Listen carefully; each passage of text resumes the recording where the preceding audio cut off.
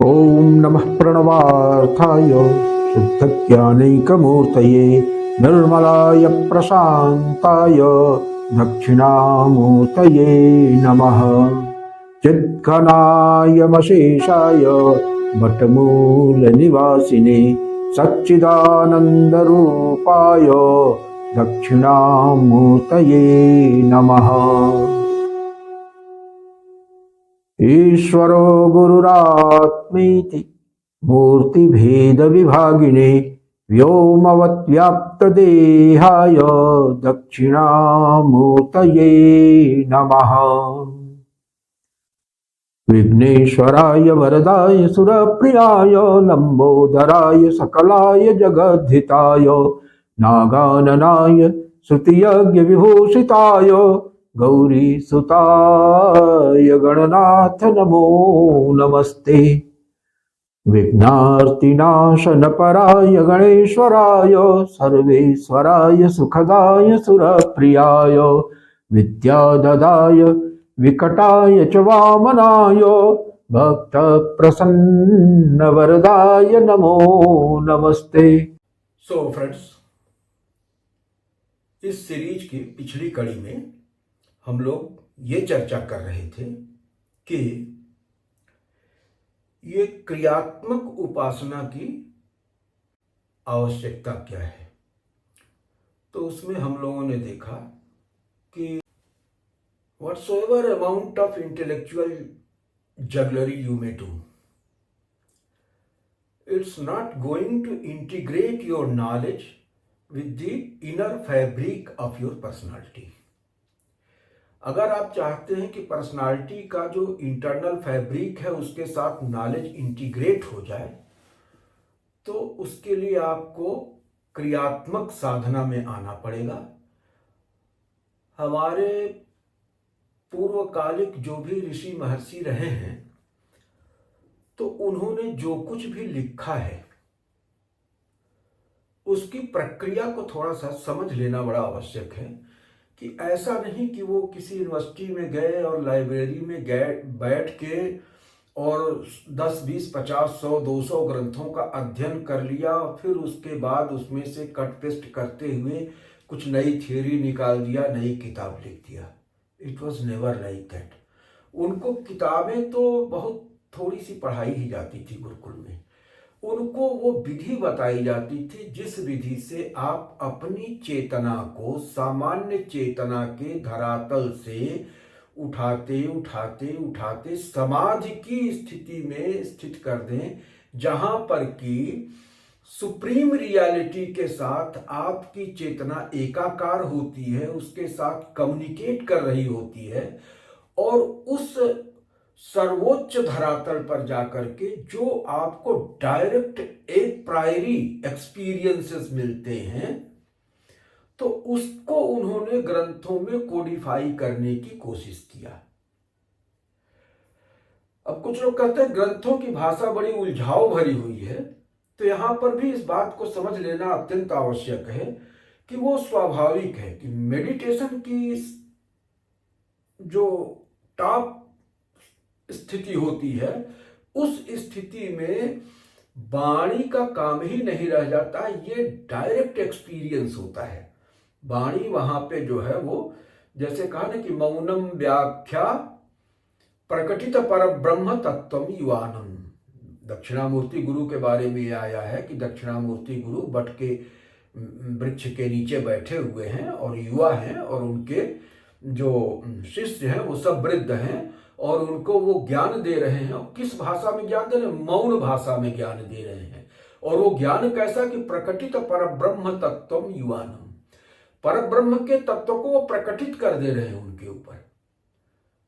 तो कहने का मतलब क्या है कि जब अद्वैत स्थिति हो जाती है, एकाकारिता की स्थिति हो जाती है, तो वहां पे वाणी का व्यापार समाप्त हो जाता है। वाणी जब जहां तक द्वैत है वहीं तक वाणी है, क्योंकि अगर दो नहीं है एक है। आपको अगर अपने से बात करनी होगी तो अपने से बात करने के लिए किसी भाषा की आवश्यकता नहीं होगी। भाव आएगा, आप उसको समझेंगे, आप उसको रिस्पॉन्ड करेंगे, उधर से दूसरा भाव आएगा, आप रिस्पॉन्ड करेंगे। तो आप एकाकार की स्थिति में जब होते हैं तो उस समय जो है वाणी का व्यापार नहीं रहता है। अब वहां से फिर जब व्युत्थान दशा में आप नीचे आते हैं तो उन अनुभवों को आप शब्दों में पिरोने की कोशिश करते हैं जो वाणी के परे हैं। तो वाणी के परे के जो अनुभव हैं उनको जब आप वाणी में बांधने की कोशिश करेंगे, जो भी एसोटेरिक एक्सपीरियंसेस हैं, डायरेक्ट एप्रायरी एक्सपीरियंसेस हैं, उनको जब आप लैंग्वेज में कोडिफाई करने की कोशिश करेंगे तो थोड़ा सा कंट्राडिक्शन आ ही जाएगा। और इसीलिए कहा गया है कि ग्रंथों का अध्ययन स्वयं न करके गुरुमुख से करना चाहिए, क्योंकि those who have the experience of the state of samadhi they can only explain as to what exactly the rishi is willing to narrate। तो अदरवाइज जो है वो कंफ्यूजन होगा ही होगा। तो ये एसोटेरिक एक्सपीरियंसेस को वाणी में ले आने के साथ ये प्रॉब्लम होती है। तो चर्चा हम लोगों की इस बात पे नहीं थी, बात यही हो रही थी कि ऐसी स्थिति में प्रज्ञा के विकास के लिए वो क्रियाविधि दी गई है जिससे गुजरने के बाद आपकी प्रज्ञा का स्वतः जो है उपनयन हो जाता है और वो इतना उच्चीकृत और परिष्कृत हो जाती है कि वो सत्ता के साथ वो एकाकार होने के योग्य हो जाती है, उसके अंदर वो योग्यता पर। और फिर उसके बाद आप सत्ता के विभिन्न बारीक पहलुओं को देखते हैं, समझते हैं, अनुभव करते हैं। तो यहाँ पे हमारी ऋषि परंपरा में इसीलिए जिस स्तर का mind science, exploration of mind science, उसकी माइनिंग की गई है, उसका जो है वो एक्सकेवेशन किया गया है, उसकी जिस तरह की आर्कियोलॉजी की गई है उतना और कहीं में नहीं है, क्योंकि अंदर डूबने का माध्यम उनको पकड़ में आ गया था कि योग का मार्ग है, साधना का मार्ग है, समाधि का मार्ग है। जब तक समाधि की स्थिति में व्यक्ति की प्रज्ञा नहीं स्थित होती है तब तक जो है वो रियलिटी के पहलुओं का बोध, वास्तविक बोध संभव नहीं है। तो वहां पे वो ज्ञान जो था वो पुस्तकों से नहीं आया था, बल्कि वो साधनात्मक अनुभवों से आया हुआ था। तो इसलिए हमको भी अपने आप को डेवलप करना है, वो पुस्तकीय ज्ञान से नहीं। पुस्तकीय ज्ञान या भाषण से सुना हुआ ज्ञान चाहे जितना भी हो, वो हमारे वक्त पे काम नहीं आएगा। जब भी हम उसको यूटिलाइज करना चाहेंगे अपने पर्सनालिटी के मेकओवर के लिए या उसके एलिवेशन के लिए, सब्लिमेशन के लिए, तो वो काम नहीं आएगा। वो सिर्फ भाषण देने के काम में आ सकता है कि हम किसी बढ़िया प्लेटफॉर्म से बहुत अच्छा भाषण दे दिए, बहुत तालियां बजी, कुछ इनाम वगैरह भी मिल गया, वो तो हो सकता है। लेकिन यह है कि सेल्फ ट्रांसफॉर्मेशन के लिए अगर आप चाहते हैं नॉलेज काम करे तो वो तभी काम करेगा जबकि उस नॉलेज को आप इंटीग्रेट करेंगे, और इंटीग्रेशन बिना जो है वो साधना के नहीं संभव है। तो इसलिए जो है ये आवश्यक है कि पुस्तकीय ज्ञान या मानसिक तैयारी के बाद उसको क्रियात्मक रूप में परिणत किया जाए, और क्रियात्मक रूप में परिणत करने के बाद चित्त का शोधन, चित्त की एकाग्रता, शंका की निवृत्ति, अज्ञान की निवृत्ति, शंका की निवृत्ति और वासना की निवृत्ति, ये स्टेप्स हैं जो कि आपके अंतर मन में घटित होते हैं और उनका परिष्कार करते हैं। और परिष्कार करते करते जब चित्त शुद्ध हो जाता है, वासना से रहित हो जाता है, तो तत्र ब्रह्म समश्नुते, ये स्थिति होती है। तो इसलिए साधना की आवश्यकता है, और सिर्फ पुस्तकीय ज्ञान से या भाषण दे देने से ये संभव नहीं है। और साधना के लिए एक नियत समय, एक नियत स्थान, ये सब आवश्यक है। तो जितना भी हमारे पास समय हो सकता है, और जहाँ तक समय की बात है तो समय में भी प्रातः काल का समय और सायंकाल का समय, जो संध्या वेला होती है, माने जब रात समाप्त होती है और दिन का आविर्भाव होना शुरू होता है, तो दोनों की संधि वेला, और इसी तरह से जब दिवस का अवसान होता है और रात्रि का आवागमन होता है तो उसकी जो संधि वेला है उसको बड़ा प्रशस्त कहा गया है।